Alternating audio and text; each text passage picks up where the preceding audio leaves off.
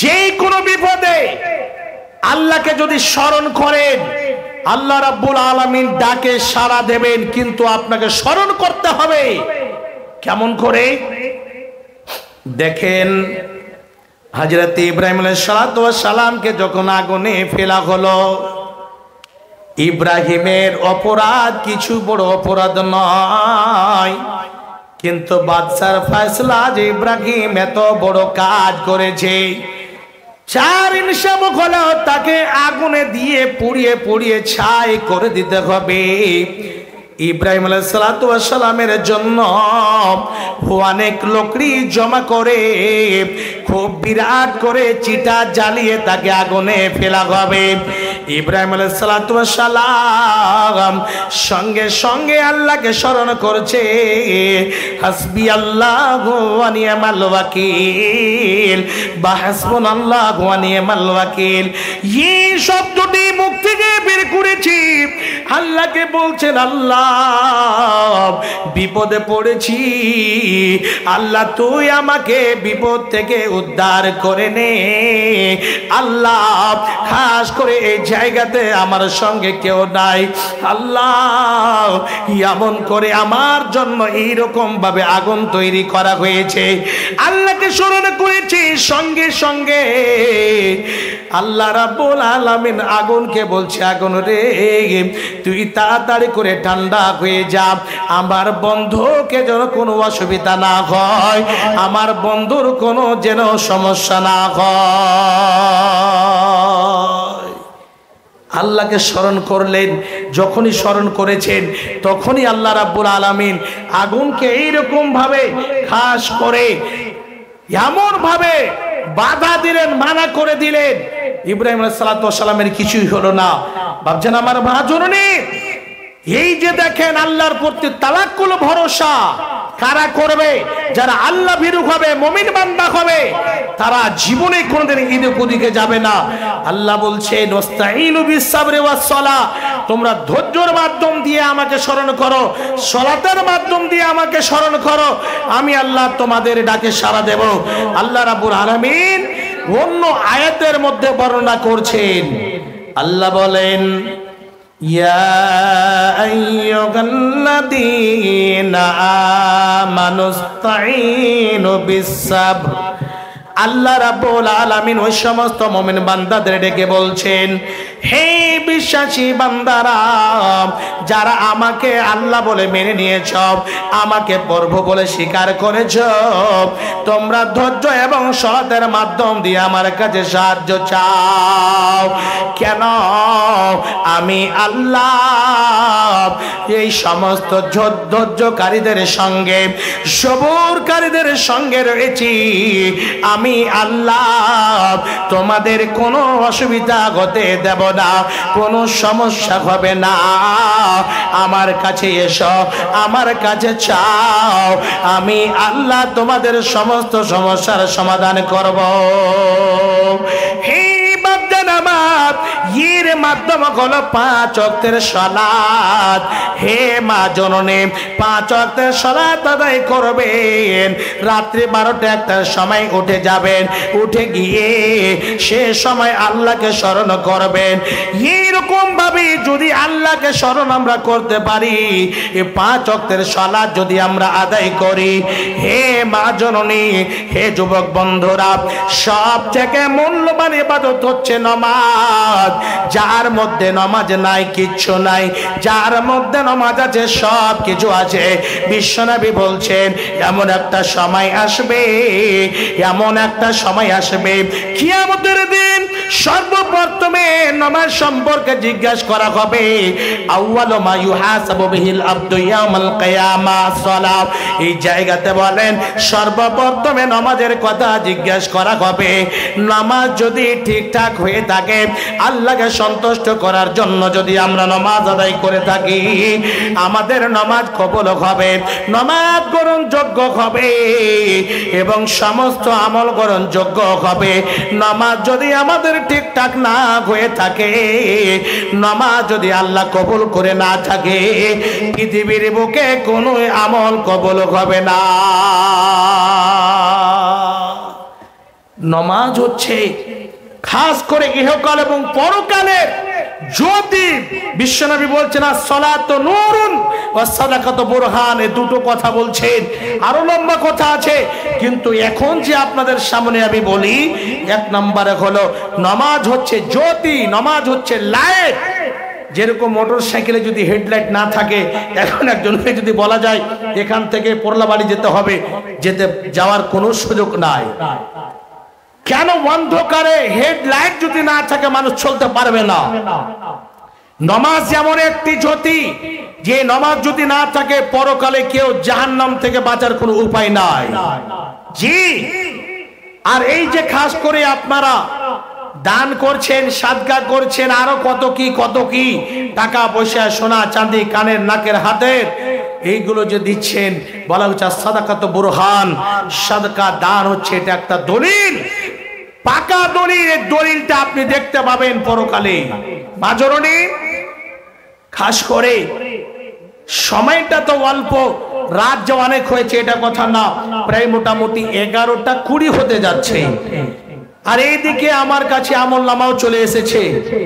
আপনাদের কাছে বিনীত নিবেদন, আল্লাহর ঘরের জন্য আমি দেখে আসলাম, অনেক কাজ বাকি ছিল, কিন্তু এই কাজটা একটু করতে লেগেছে কি, যে শেটরিং লাগানো আছে, ওই মসজিদের সব থেকে ভাইটাল যেটা কাজ সেটাই বাকি আছে, ওই কাজটা করতে চলেছে।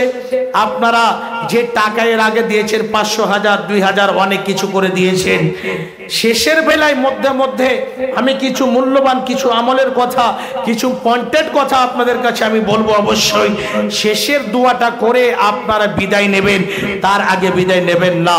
অবশ্যই আগে কিছু আপনাদের কাছে আল্লাহর ওয়াস্তে পরকালের জন্য, কেন যে খাস করে আল্লাহ রাব্বুল আলামিন মালদন সম্পদ দিয়েছেন, আর এই মালদন সম্পদ যে আমরা পেয়েছি, এই মালদন সম্পদকে যদি ভালো জায়গাতে খরচ না করতে পারি, পরকালে এই মাল আমাদের বিপরীত দাঁড়িয়ে যাবে, আমার বিপক্ষে দাঁড়িয়ে যাবে, এবং এই মাল দ্বারা আগুনকে এইরকম করে ভয়াবহ করে তৈরি করা হবে, আগুনকে তেজ করা হবে, এত আগুন মজবুত হবে, আগুন এত ভয়ঙ্কর হবে, সে আগুনে জ্বলতে হবে। সেদিন আফসোস করে বলবে, আল্লাহ একবার তুমি আমাকে দুনিয়াতে পাঠিয়ে দাও, মালদন সম্পদ জমি জায়গা সবকিছু আমি দিয়ে চলে আসবো মসজিদ মাদ্রাসাতে। আল্লাহ দ্বিতীয়বার চান্স আমাদের দেবেন না। ভাবছেন আমার, খাস করে আল্লাহ রাব্বুল আলামিন আমাদেরকে একটা সুযোগ দিয়েছে, এই যে জমি জায়গা, টাকা পয়সা, ধন সম্পদ শুধু নিজের জন্য ইনকাম করবেন এটা কথা বলবেন না। বাড়িতে ফকির মিসকিনকে বেশি বেশি করে খাওয়াবেন, মসজিদ মাদ্রাসাতে বেশি বেশি করে দান করবেন।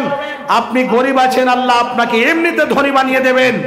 আল্লাহ রাব্বুল আলামিন ওয়াদা রয়েছে, যত আপনি দান করবেন অত আল্লাহ আপনার মালকে বৃদ্ধি করবেন, বাড়াবেন। এই আল্লাহর ঘরের জন্য কি আছেন আপনাদের কাছে আমি বলি, 5000, 2000, 1000, 3000, 100, 200, 500, যেই যেটা পারবেন আমার হাতে দেবেন।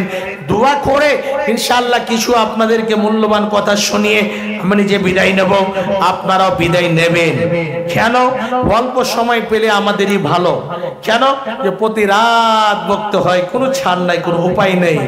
আল্লাহ রাব্বুল আলামিন আজকে আপনাদের এখানে সুযোগ দিয়েছেন, তো খেয়ে আছেন। আবু তাহের আমি শুনেছি আমার হাতে বলেছেন যে আমি 3000 টাকা দেব, তো আবু তাহের কোথায় আছে একটু দেখা করো। আবু তাহের, তারপরে আধার কার্ড वाला কি আছে গো? আধার কার্ড আনোয়ার আলম, হ্যাঁ আনোয়ার আলম আছে, একটা ছেলে 100 টাকা আলহামদুলিল্লাহ। জিয়াউল হক 25 কেজি ধান রসিয়াপাড়া থেকে, আলহামদুলিল্লাহ। জিয়াউল হক রসিয়াপাড়া থেকে 25 কেজি ধান। আশুক মুখিয়া 2500 টাকা। সারপঞ্চ সাহেব কে ওটা? আচ্ছা আচ্ছা, সারপঞ্চ সাহেব 500। ও সারপঞ্চের টাকা কম জি ভাই, বিচার টিচার করে কোন রকম করে এই দুঃখ দিক করে বেচারা পেয়েছে কিছু ওর মধ্যে থেকে দিচ্ছে। মোহাম্মদ আজিদ, আবু তাহের সুজুমে কয় টাকা আছে? খুব ছোট কালের বন্ধু এটা, মোটামুটি করে 1, 2, 3 ঘন্টা।